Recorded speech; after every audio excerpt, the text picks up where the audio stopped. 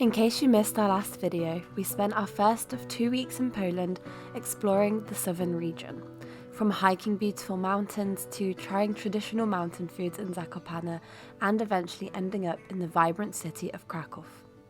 We left off just before our journey was about to take us further north to my small, mostly unknown hometown called Chodzisz. So that is where we'll be beginning our video today, by showing you the Poland that's hidden in between the big cities that you all might know. We're off to Julia's grandparents today. My hometown, Chodzisz. We stopped halfway at a little service station last night because we was getting knackered. And today we're off, final stretch. We just had a little spring clean in the van just in case the grandparents want to see it and it's not an absolute wreck. Yeah. So yeah, I'm excited. Yeah. This is probably a part of Poland most people wouldn't see. It's just a little town, you know? So yeah, excited to show everyone. Let's go to it. And jump.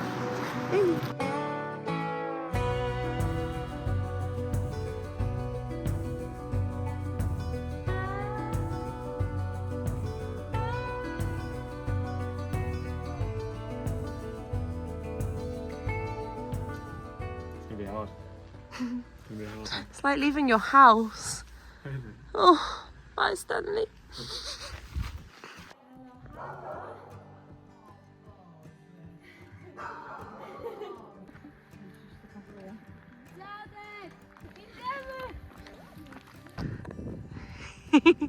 Getting the tour. This is where I learnt to ride a bike, on this road. Yep, this was one of my grandparents' houses that I grew up in and spent a lot of time in. Yeah. Other people live there now, we're going to take the camera away. The surroundings of Chodzisz are quite rural, and many people here really value being able to have a piece of land to grow their own fruits and vegetables. For those who live in apartments rather than houses, just like my grandparents, allotments are a chance to have exactly that. Since having this allotment, I don't think my granddad has missed a single day of coming here. After all, he has his pigeons and crops to tend to, but I also think there's something more to it, something almost therapeutic about all the little processes that go into this place. He feels quite passionately about exactly how he grows his crops, and he has perfected his techniques over many years, so much so that he is known around town for having such delicious and good quality produce. There's a real communal feel here, fellow allotment owners exchanging produce with each other, some raspberries for a few apples for example. Locally grown food is valued by many, and most people, at least those of my grandparents' generation, keep stocked food pantries that look something like this. And all of that can be used to make meals that look something like this. Schabowy, made from chicken, goulash. No, nie schabowy. Schabowy means pork, so kotlety z kurczaka. So chicken and then carrot, obviously. Yeah. It's gonna be so good. I'm on the ropes here. They haven't stopped feeding me for a good 24 hours. And if you don't finish the plate, it's like a sign of disrespect, so. Yeah, no, it's not that serious. It is, it feels like it. It's not that serious. She wouldn't be mad. Welcome to a Polish grandma's house. Yeah. Yeah, Do you know what she hasn't done to you yet though? She hasn't got the bowl and started tipping everything onto your plate. That's what she does to my dad. I'm so full. Oh, we can do this. We've got this.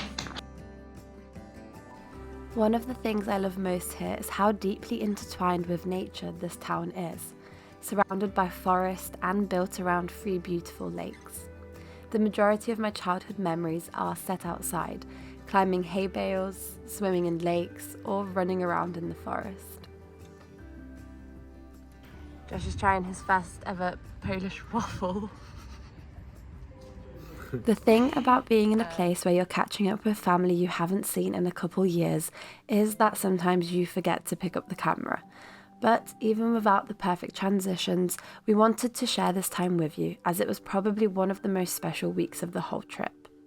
Getting to show Josh my hometown and him meeting some of my family, we got lost in the moment and the camera became a bit of an afterthought for a few days.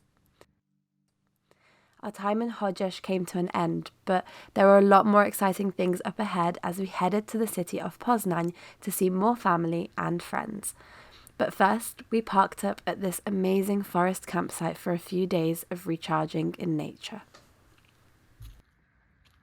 So, just a quick reminder of what we're calling the Kadok Pizza Killer series. On several occasions, we were unable to cook our pizza on this pizza stone without absolutely incinerating the base.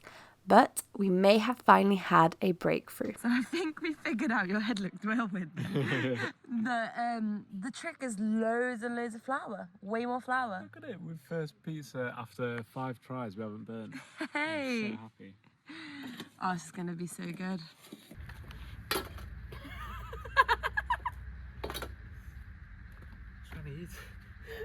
I was literally about to say, I bet it's cooled down by now. No.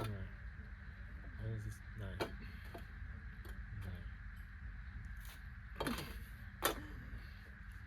No, John, if it's hot, if it's hot in your Oh, hands, for it's a gonna video, be man. hot in your mouth.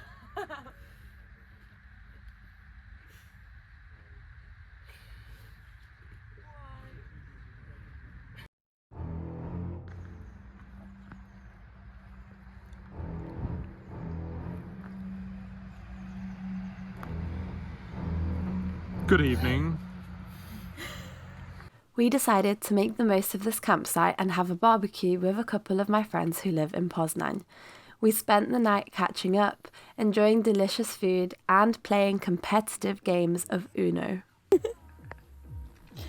Josh has got the most cards, so who's laughing? We've just spent the past 3 nights in this beautiful park up. Slowed down quite a bit after the endless translating that Julia's had to endure this past week. For me, bless her. It's okay. So yeah, it was nice to just chill. We had the hammock. Julia spent hours in there. Literally hours. We had some friends around. Yeah. It was nice to actually meet some people our own age and like actually have human interaction Yeah. once again. Yeah. Yeah. So all right, now we're off to Poznan to our aunties. Yes. Well, actually, we're in Poznan, kind of. We're only going Yes, 10 yeah. minutes away to my auntie's, but yeah. But yeah, if you ever come to Poznan or do camp like Vanlife in Poland, this Yeah. campsite's defo. It's 5 minutes from the lake, where the You're lake in is nature. beautiful. You're in nature. You get hammocks there set out for you. You get Yeah. the table and chairs.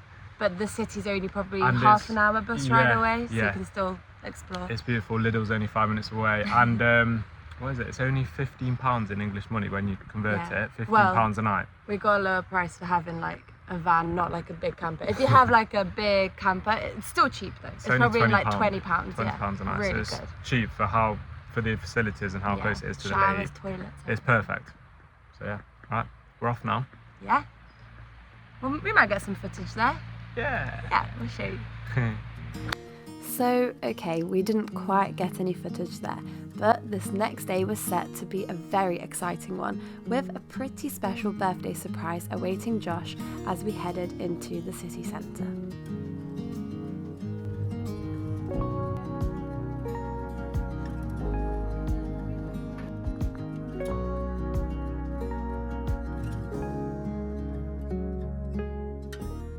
The people, what's happened?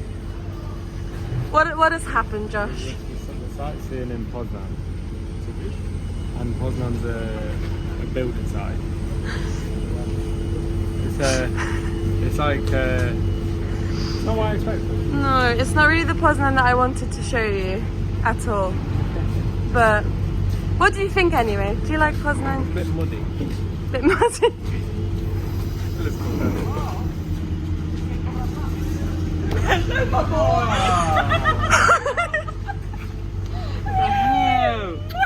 Let's go there. I saw you on that. I saw him and I thought.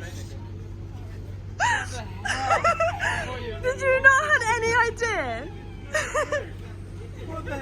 I thought you saw your mum because you did a double take. And that wasn't the end of the surprises, as we were joined by 2 more very special guests and gifted a stay at the same hotel with everyone, which, after living for 2 months in a van, was pure luxury. The next morning when we woke up, Josh woke up 1 year older. We decided to enjoy the day away from our phones and filming, but we did capture the delicious chocolate cake and, of course, some of the many fun drinks we enjoyed that day. The rest of the weekend, we spent the days exploring the city, visiting the main sites and enjoying a few of the best museums that Poznan had to offer. Our nights, on the other hand, were spent exploring the city's many bars. After all, you know we're really all about having a full-rounded cultural experience. Poland was definitely experiencing a mini heatwave, which worked out well as it made for the perfect day to spend out on the lake. The whole weekend really was one for celebrating, as it just so happened that we didn't have just one special birthday this weekend. As our final day came around, we still had a few non-negotiable Poznan must-dos on the list. Firstly, an attraction that you can't miss when in Poznan, not necessarily because it's the best, but because it's so integral to its tradition, 2 mechanical goats that appear from the clock tower in a cuckoo clock style, butting their heads as the clock strikes noon. The 16th century legend that inspired this tells the story of a young chef who is given the opportunity to help prepare a special dinner for the opening of the new clock tower. But an accident results in all the meat he has prepared burning to a crisp in the fire. Desperate to not fail at this opportunity, he decides he must replace the meat and attempts to steal 2 goats from the nearby fields. But the goats escape and are later found fighting each other atop the clock tower in front of all the gathered townspeople. Luckily, the mayor finds this all amusing, and after pardoning the young chef, he asks for 2 mechanical goats to be added to the clock tower. Our final day as a group was coming to an end, and after saying our goodbyes to Josh's family, we were also about to say our goodbyes to Poland, at least for now. But hey, on to the next part of this whole adventure, a new country, a new city, and new stories to be told.